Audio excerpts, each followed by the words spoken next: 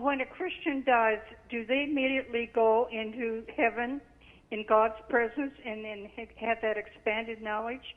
I've always believed that, but then what about those verses that say those who are asleep, like the rapture, who are those who are sleeping? I don't believe in soul sleep, but what does that mean?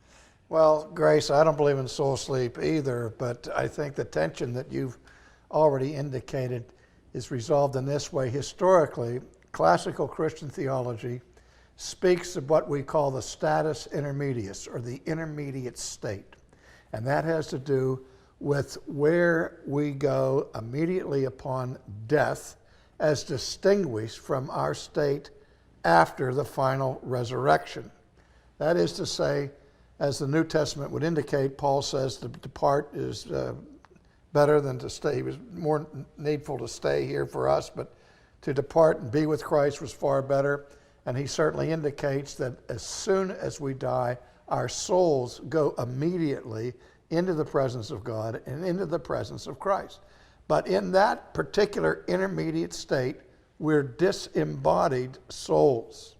And we won't have our glorified bodies until after the coming of Christ and the great resurrection, where our souls will then, at that point, be reunited with our bodies. So first, souls, continued consciousness of our personal existence. The instant we die, we go into heaven in our soul state, and then we await the final consummation of the resurrection of our bodies. I hope that helps, Grace.